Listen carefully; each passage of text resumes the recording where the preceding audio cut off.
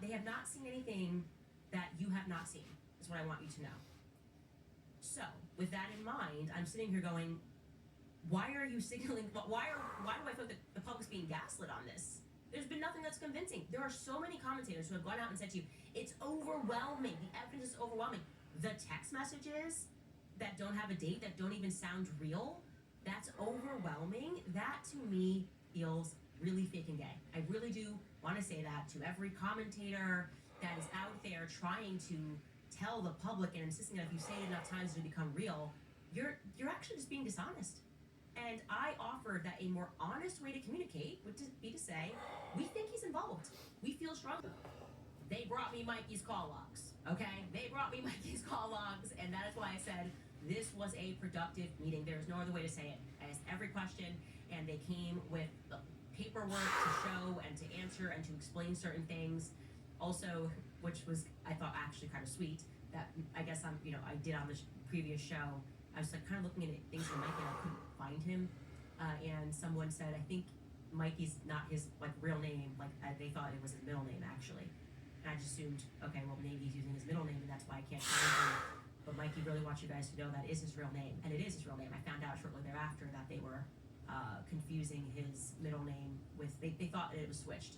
That Michael is his real name. Just to clarify, because I realized I actually didn't go back. From everybody speaking about this Mikey McCoy call log, I know that you guys did not get this. I did not get this. I don't know why she was disappeared from this. Like, you could go, look, the wife wants privacy. No, she was main stage at the memorial, has been, I would say very involved in a lot of this kind of, I think it's very close that she's close with Erica.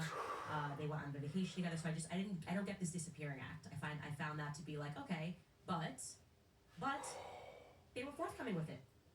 That feels good. That feels good, guys. Wow, we don't have to guess. Now we have solid answers. And like I said, when you come out and give solid answers and you're not weird and calling people names and saying all this stuff, it allows. Obviously knew how easy it was to get up to that rooftop, which is terrifying.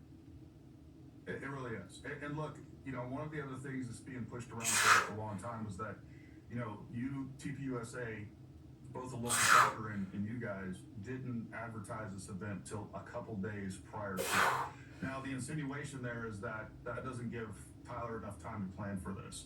And what we found out with a little bit of, not even 5 minutes of Googling and authentic text messages, they show what they show, which is whether or not his lover was aware of what was going on. You're etching bullets, and it's maybe not for target practice of a sporting nature. But when I say I don't believe the official narrative, if they go back to a number of things here, I put my sort of best theory as to what went down. I want to know who was on the Discord chat in advance, what they were discussing, and whether or not there might have been some other foreign, I say foreign, not foreign government, but outer influence there. Been the kind of person that knows that it's not worth living life that way.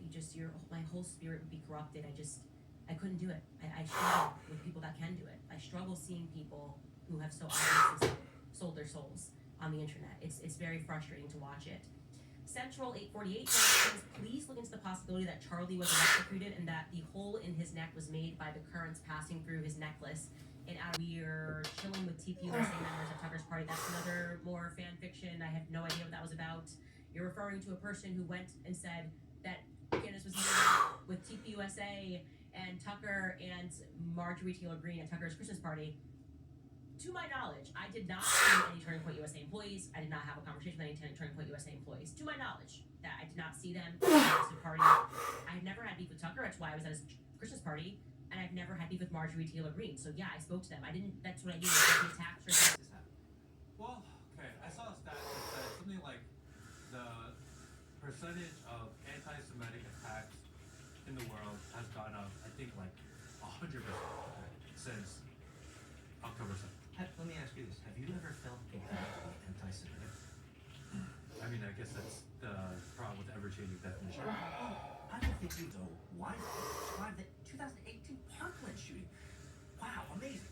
Why, the adjacent West Glades Middle School in Parkland, Florida, roughly 1,300 miles away from Brown University. Soon after the attacks, they were both called for stricter gun control. So, two of the students that survived this event were at high school. I think the choice of makeup and is really interesting. It seems over the top, doesn't it? Like, why did she go out? Because the idea is that, oh, she's evil, she's a psyop, she's like a honeypot. Like, because there's so much negativity around her. Then why go out on to a national news interview and look more evil? That has to be intentional. I mean, there's an entire team of people, and within the organization, within the news, within her own team, they're thinking, okay, like, what should Erica look like today? Yes. Let's just make her eyes